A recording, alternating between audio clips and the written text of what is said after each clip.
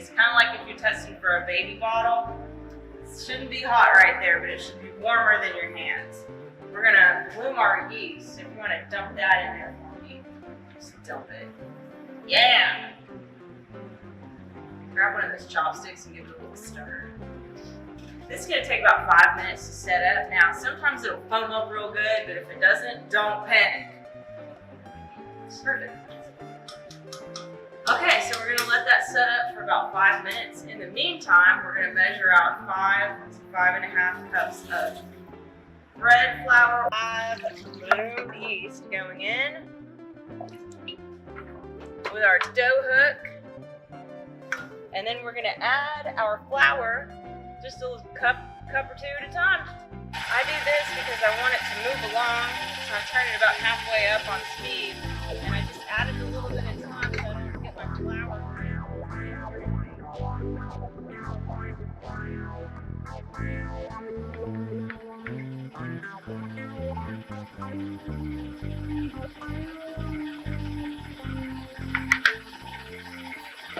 After our bread's risen for 2.5 to 3 hours, it's going to look a little bit like this.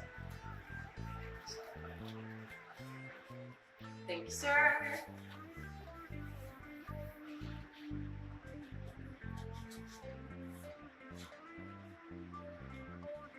Okay, you want to grab one?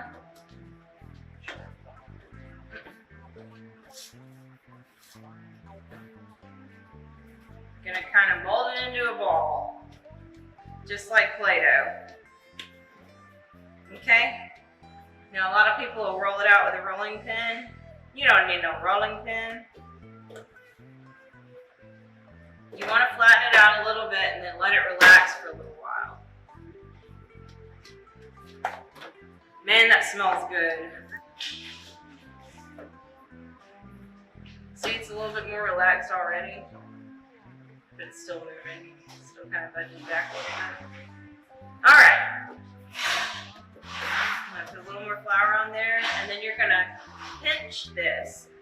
You want to think about what your pizza is going to look like. You want to kind of pinch it out and keep it moving like this.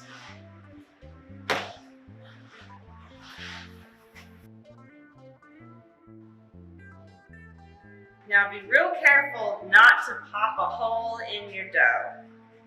If you have on any rings or any bling on your hands, you need to get rid of it.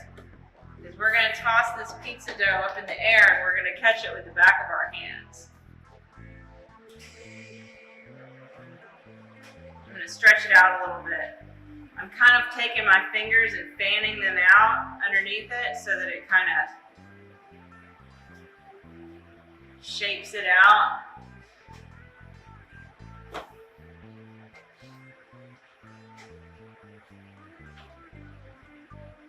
Okay, give it a shot. So how do you do it?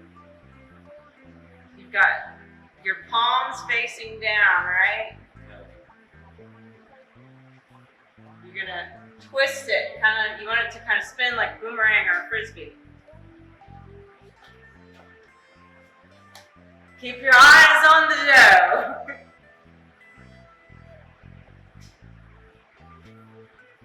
And once you get kind of a, 8-inch personal pizza size, you can stop there or you can keep going if you're feeling lucky, punk.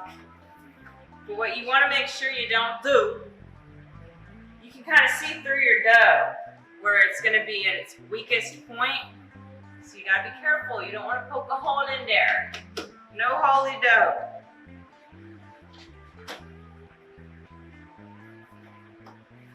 Oh, yours is ready. Yours is ready for action.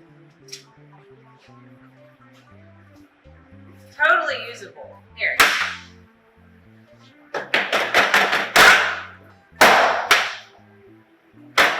Alright, we're gonna make a pizza like that. Like that? Yep. Oh boy. Okay, cool. Alright, next thing we're gonna put it on our pizza pan. I like using corn flour on the bottom of my pizza pan, but you can use regular flour and you don't really have to put anything at all on there. It's gonna be alright.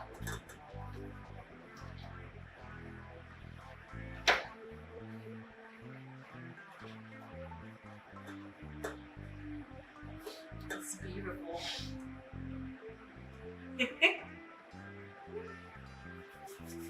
It's shaped like Montana. It's lovely. Okay, so we're gonna par bake these, and that means we're gonna put these in the oven naked, and then we're gonna come back and put our sauce and our toppings on there, and we're gonna throw them in there again. Okay, we're going in. Just get your oven as hot as it'll go, y'all. Okay, I'm folding my towels up because I don't want to burn myself, because it's about 500 degrees in there. Whew. Oh, that smells so good.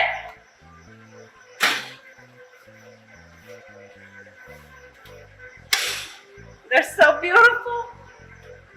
Okay, and we're gonna put on our sauce, our cheese, and our toppings.